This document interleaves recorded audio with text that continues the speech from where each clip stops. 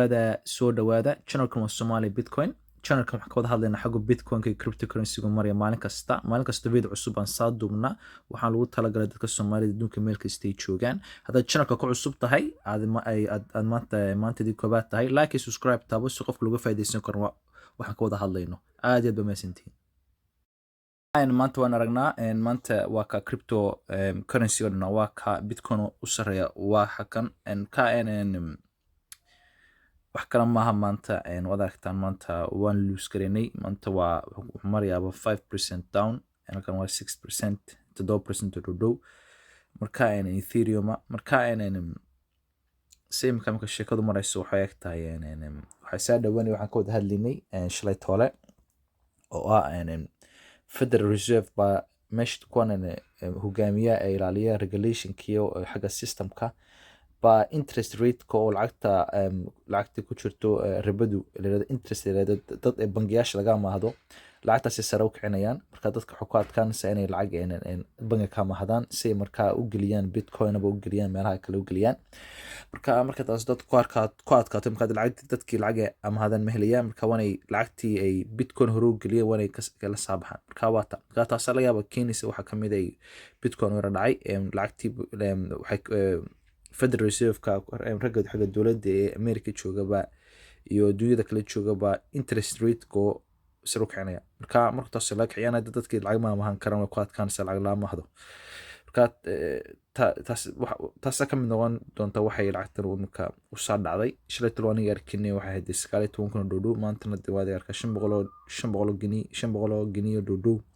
pound dollar ma pound bay loosed laakiin waxaan waa iska wax saro marna saro ka iman hoos kacay waxay ku xiran tahay xagga economic marayo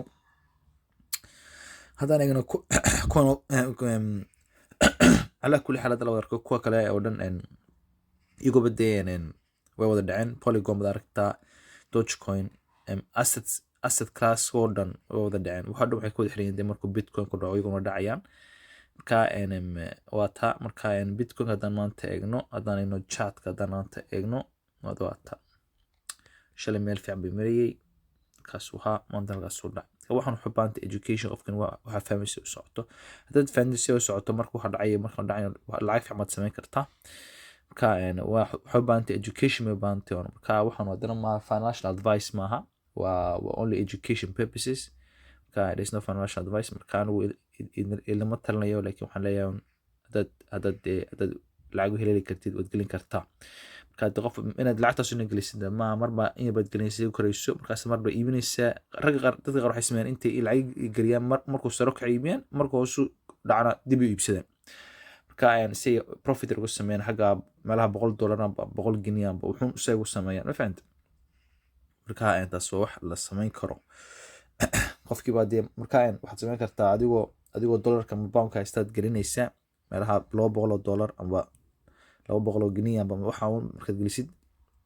markuu sayro in yar ka aad macaashid meelaha $50 oo diibinaysa wad sugaysaa danadu markuu dib u dhacayo soo iibsanaysa marka dadka qaar ba saagu shaqaysto Coinbase amba Binance isticmaala halkan waxaan article badin haya la saaqay CNBC saaqortay wax lagu leeyahay markets bal lagu leeyahay will face what could be the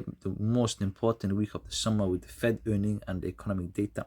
marka weekend saas socdaa iminka maanta waxaan joognaa maanta waxa weeye waa sabti laakiin weekend ma saas socdaa iminka nayman iyo weekay lacagta kicin doonaan lacagta ilaalado interest rate ka because inflation ka sare u kacay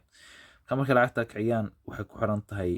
waxaan noqon doonaa very important wax aad muhiim ah xagga Bitcoin qabanayo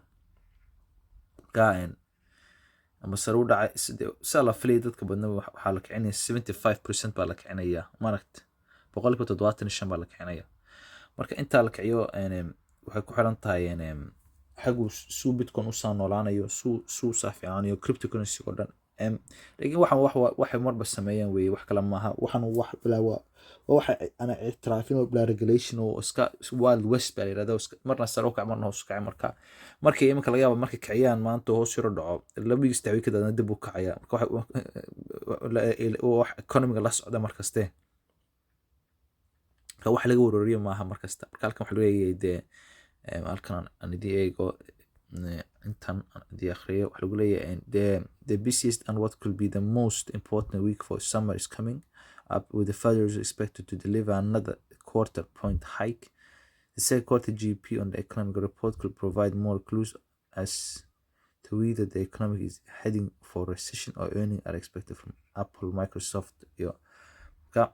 ka kombinayaasha la arko Apple iyo Microsoft iyo waxaasoo dhan iyaguba waa kombinayaan waaweyn sida Bitcoin oo kale weeye waa laakiin alaabay iibiyaan laakiin iyagu maaha digital asset maaha iyaga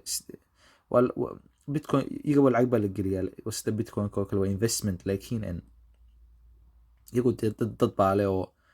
alaabay iibiyaan Apple waa taqaanaa Microsoft waa taqaanaa marka lacagta bangiga kiciso iyaguba dee waa taabanaysa because dadka ma helayaan lacag wax ka maahdaan waxdana iyagaba dib lacag u geliyaan marka waxaan waa la isla wada socda waa economy dhan marka iyagaba wax lagu leeyahay waa aad bay ugu muhiim tahay weegan saa socda iyagaba haddii dee interest rate si waalan la kiciyo iyagana dee ma helayaan dad lacag dibiga u geliya hadana marka waxaan waa la isla wada socda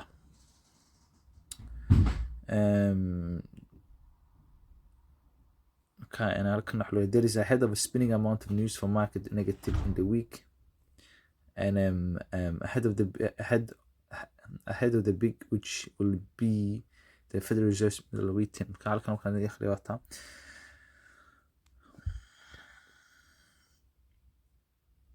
meeting marka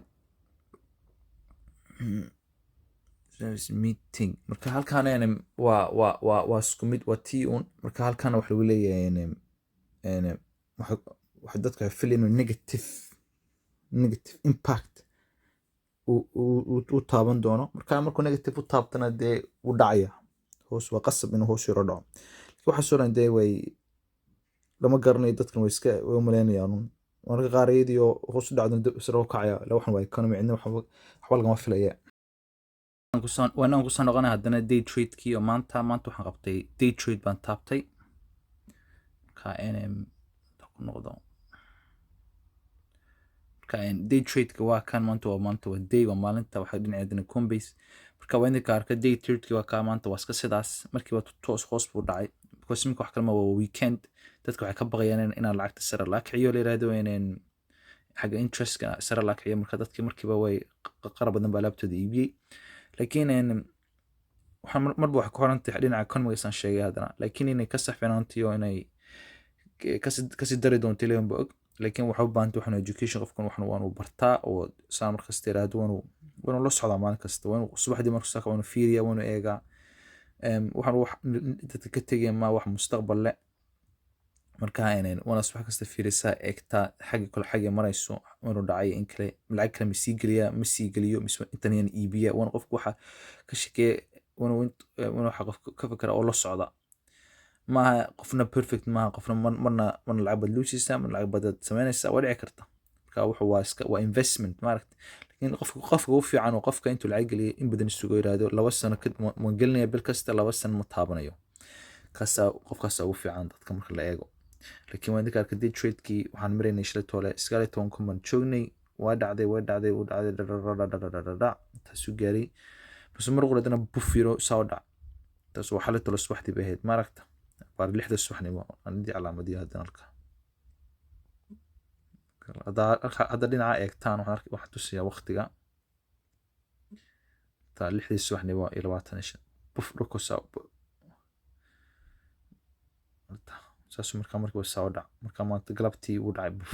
laga subaxdii uu ka bilaabay markuu dhacay marka waa ka dhacay marka waxaan waa aad ba madsantiin hadana aad jana ku cusubteen like subscribe taabta maalin kasta waan eegnaa waan ka waan caawinayna ka waan kala faa'iideysanaa dad channel ku cusub tahay sida walba like subscribe taabo aad ba madsantiin